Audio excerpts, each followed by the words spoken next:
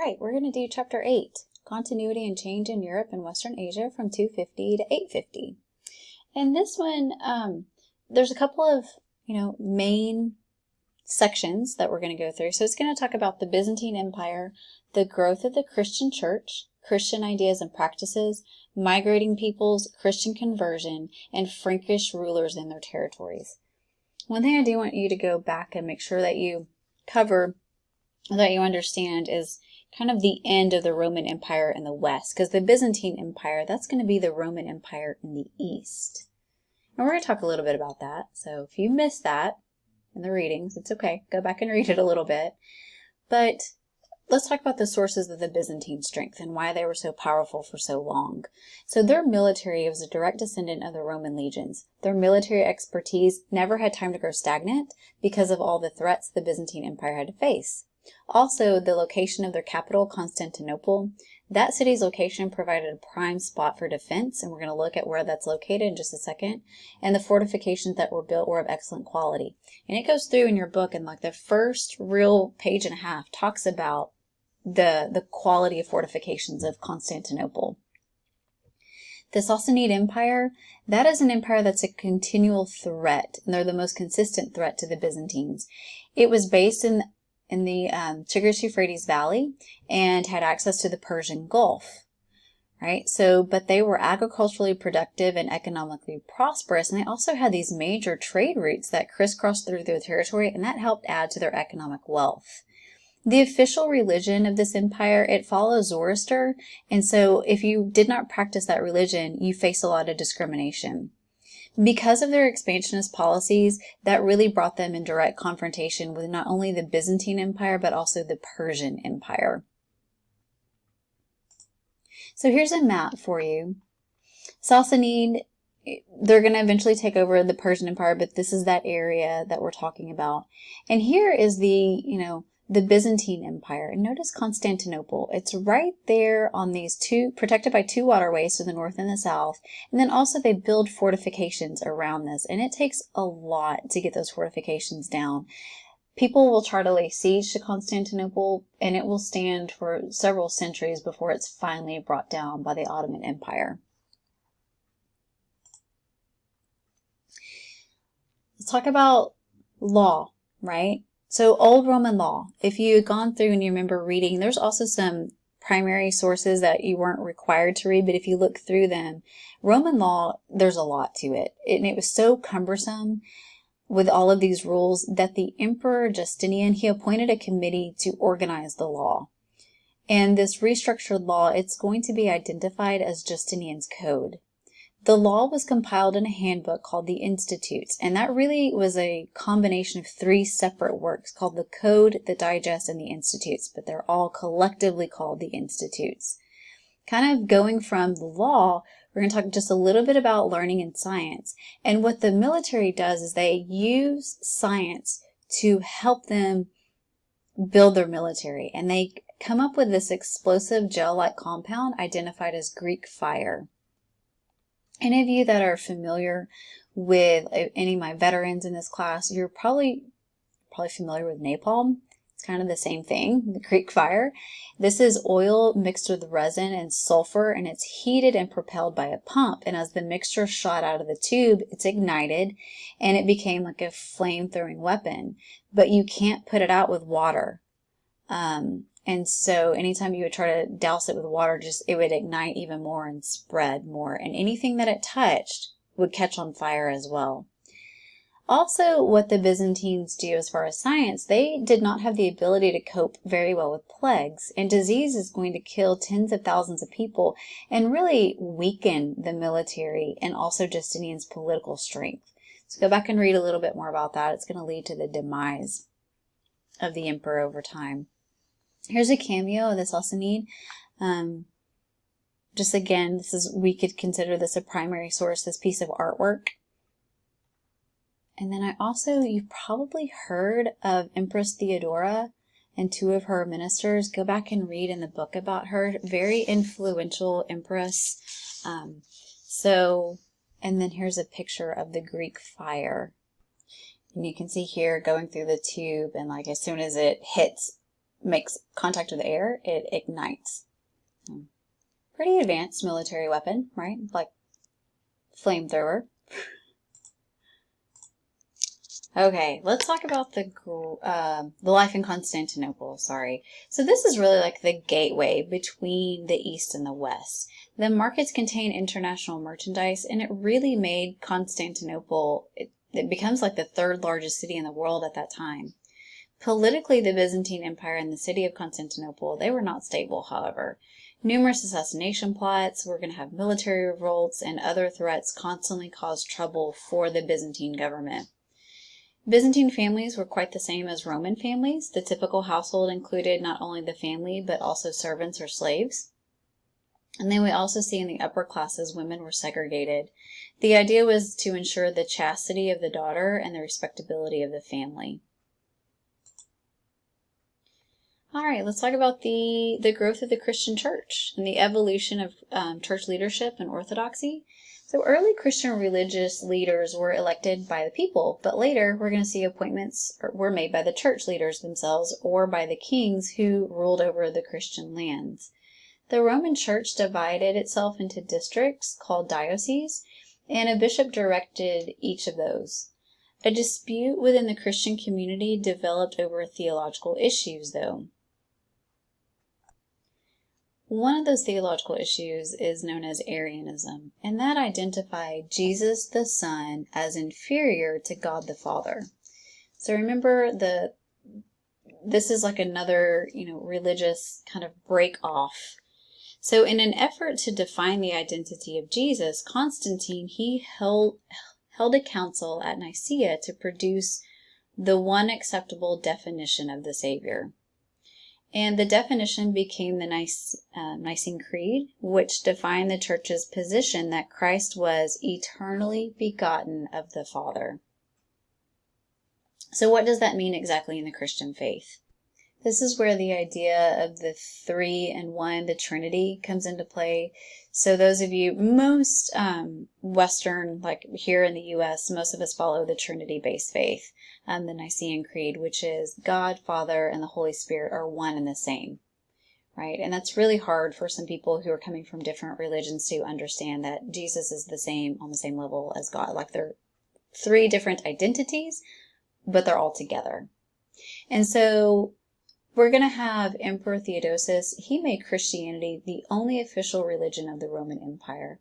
And we're going to start to see the pagan temples had their statues of old Roman gods being slowly removed.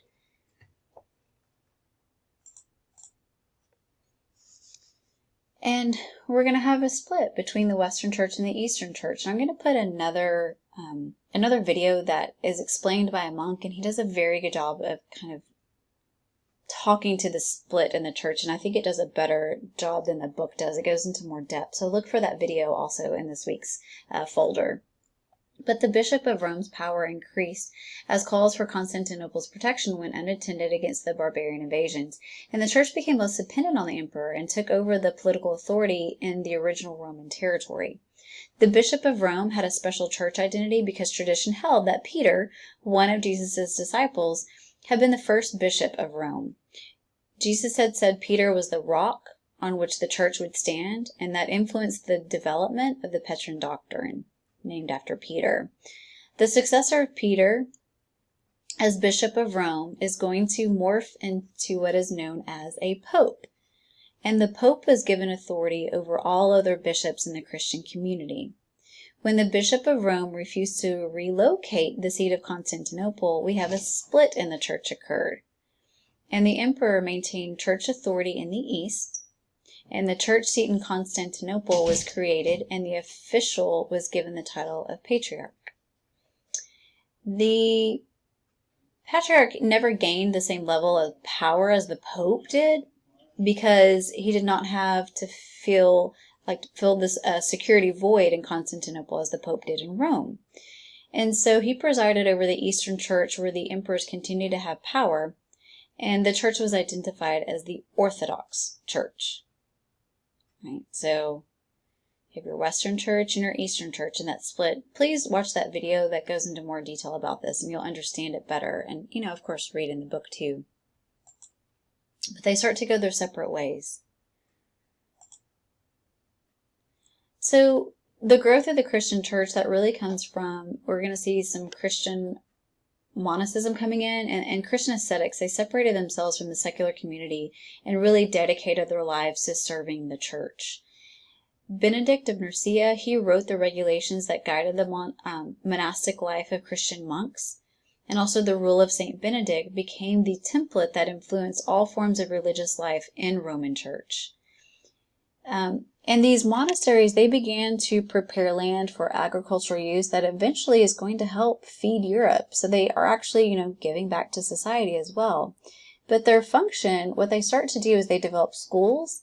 They learned about herbal remedies, so they also were places to go if you're sick, and they treated the sick within the community. Here is, and this is found in both versions of the book, the floor plan, just kind of giving you an idea. This is built on the eastern shore of the Sea of Galilee in the 5th century at a major pilgrimage site. And you can kind of see the church. It was modeled on the Roman public building with open courtyards and 2 wells. You can see the wells here in the bottom, right, in this open courtyard. So it's kind of cool. Like, here's what it should look like, and here are the ruins that still remain. So what about Christian ideas and practices? Well, let's talk a little bit about Christianity and classical culture. So St. Jerome, he is the one who translated the Old Testament and the New Testament from Hebrew to Greek. And according to Christ's teachings, women had an equal opportunity for salvation, just like men. He never referred to women as inferior, and most of the first converts to Jesus' teachings were women. And if you will go back and read even what's in the Bible, and you have to keep in mind some texts, when they were putting the Bible together, some things were omitted from the Bible. But going back and looking, and even referring to some of those, first translations, women are really active in spreading Christianity. Go back and read about all the different Marys that helped Jesus in spreading of his Christianity and kind of were his patrons, made sure that he had the money to do his ministry and that he had places to go. And women are going to they focus on the establishment of the Christian church. But we start to see in the beginnings of the Christian church, male church leaders began to place restrictions on female church members, while teachings about Christian sexuality really began to focus on the sanctity of marriage. And so you're going to see more and more restrictions of female church leaders and female church leaders kind of going away, right? And that's a cultural thing that starts to happen. Here's just, early Adam and Eve story for you.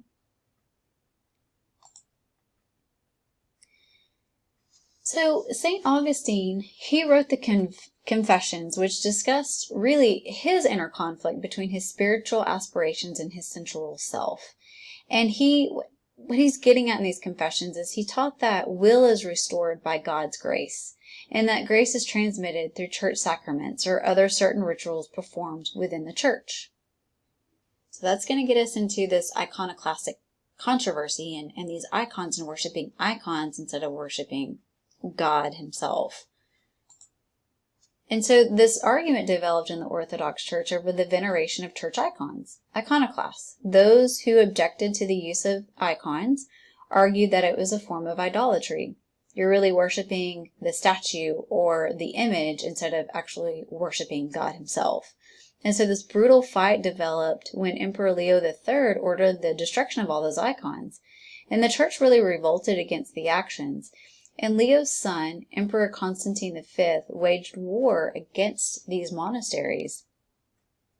Because of the iconoclast issues, the Pope in Rome moved into a closer alliance with the Frankish kingdom. And that puts this divide between the Western church and the Eastern church. It just grows even wider than it was before. Again, that video that I want you to watch, the monk explaining this, he gets more into these icons and the iconoclasts and what that controversy does for the church. Let's talk about migrating peoples for a minute, though. Right? And the word barbarian. So the Romans used the Latin word barbarian to refer to the Germanic and other peoples who lived beyond the northeastern boundary of Roman territory. So anyone that didn't live in Rome, they were considered a barbarian. And it included many different ethnic groups with varied social and political structures, languages, laws, and beliefs. So it was just kind of like everybody, right? The Celts, also known as Gauls, and Germans were the largest group. And as barbarian groups moved, they brought their customs and traditions that gradually blended with classical and Christian customs. We have a megadrought in Central Asia in the 4th century, and that may have prompted these steppe peoples to move west, like move out of the steppe region of Asia into the west, which put a lot of pressure on other groups in Europe that were already there. And as they moved, they launched attacks on Rome. After conquering an area, these barbarians developed these loosely defined states ruled by warrior kings. So here, these barbarian migrations, remember this is everyone that's like not Roman. It's pretty much a barbarian. So you have the Huns, right, coming in, circling around, going all over the place. You have the Vandals, here in purple. The Visigoths, here in red. You got the Angles, the Saxons, so you know the term Anglo-Saxon, that coming in here. The Ostrogoths in the orange, the Franks in the black, and then the Lombards in the light blue here. So a lot of different barbarian groups, if you will.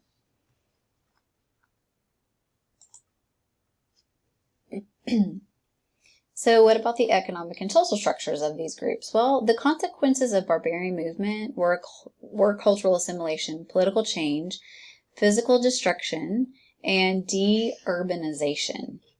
Maintenance of infrastructure suffered, access to non-local goods, it begins to dwindle, and also technological knowledge began to decline. Barbarian society, it's based on hierarchy with a warrior elite. And in late antiquity, barbarian elites blended with Roman elites. And elite status was marked by control over land and the people living on it.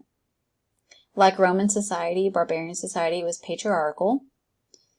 And religion was also similar to that of the classical Greeks and Romans, with a strong connection to nature. I just think this is cool. It's an Anglo-Saxon helmet. Those of you that are interested in Anglo-Saxons. So the basic political unit, though, among barbarian groups was the tribe, also sometimes referred to as like a confederation, and that was usually led by a chieftain. Barbarian law codes included clauses designed to reduce interpersonal violence. So like crimes were assigned monetary values according to severity to be given by the perpetrator to the victim or the victim's family. So you commit a crime against someone. So let's just say you steal from someone. You now, not only do you owe them the cost of what you stole, but you also owe them like on top of that more money. So for instance, murder was usually given, like you had to pay more money if you murdered someone. You would have to pay someone if you raped someone. So all these different, so it's all based on a monetary value, right? Each crime has a fixed number to it, a fixed like dollar amount to it, although they don't have dollars. Okay, we're going to move on from barbarians. We're going to talk about converting and Christian conversion. So in barbarian Europe, the religion of the chieftain or the king, it really determined the religion of their people. Thus, missionaries concentrated on these leaders and trying to convert the leaders first, because if they can convert them, then everyone under their leadership is going to convert also. So we see in the 6th and the 7th century, most Germanic tribes, they convert to Roman Christianity, sometimes peacefully and sometimes as a result of conquest. The conversion of Ireland, that's associated with St. Patrick. You can go back and read a little bit more about him in your book. In England, tribes were converted by a delegation of monks that were sent in by Pope Gregory I. And between the 5th and the 10th centuries, most Europeans have began to accept the Christian religion. Conversion of a people, it's gradual. Missionaries use preaching, assimilation of pagan customs, the ritual of penance, and the veneration of saints to communicate Christian teachings to illiterate pagan peoples. Baptism and storytelling are also very important.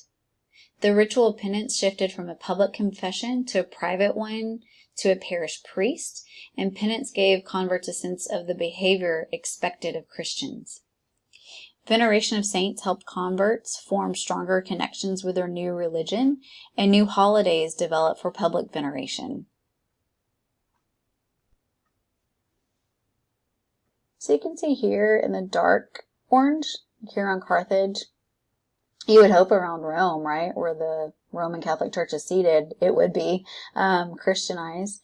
And then these are all, around, by the year 300, these areas are Christianized.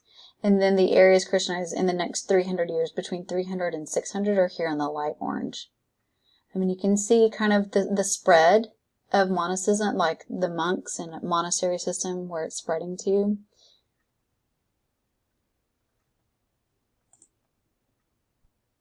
So the last section we're going to talk about is Frankish rulers and their territories. And we get to talk about the Merovingians and the Carolingians. So the Merovingian dynasty, that was founded by Clovis. He's a Frankish chieftain. The Franks had settled in the land once identified as Gaul. It's now modern-day France, so think of like that area. Clovis was converted to Christianity by his wife, and she also supported the founding of churches and monasteries throughout the Frankish kingdom. But his death, Clovis's death, that led to civil wars and military challenges to the Frankish leadership. As the Merovingian dynasty fell apart, another powerful family gained control and established the Carolingian dynasty.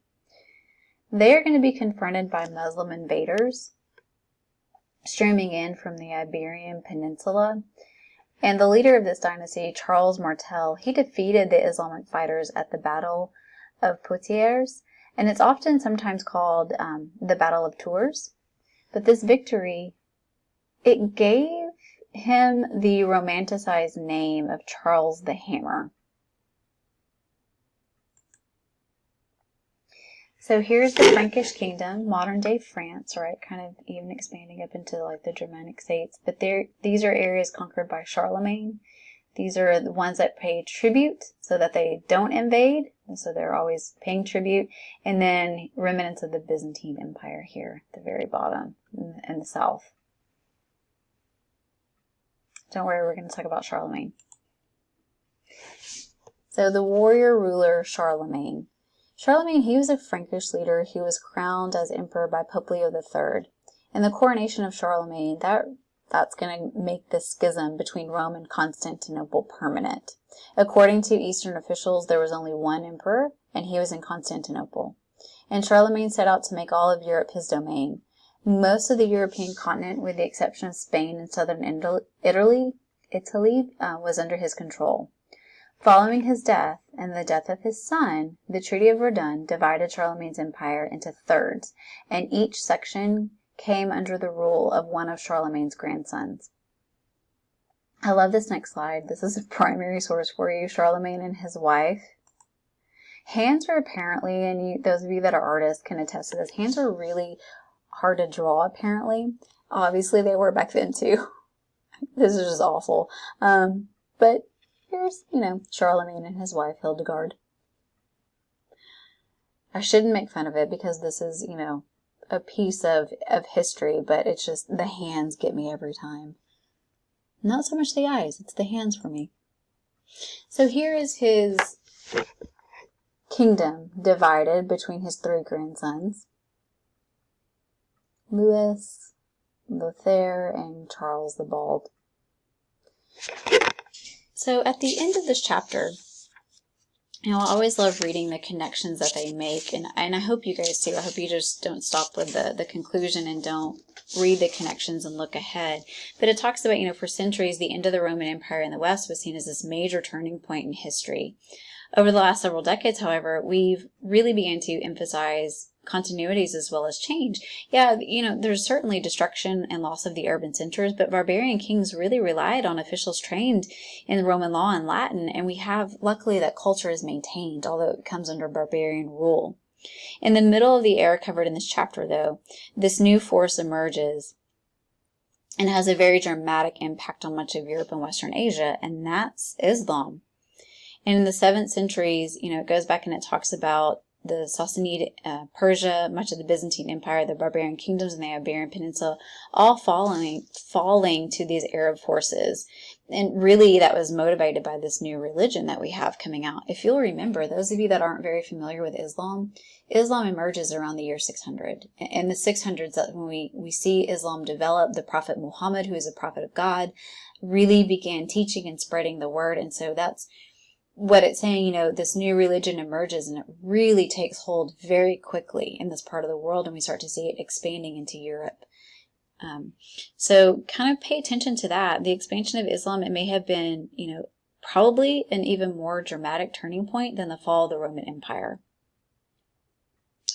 So really pay attention. We're going to talk more about the Muslim world and the spread of Islam and how it does have this huge impact on the rest of the world later on in history.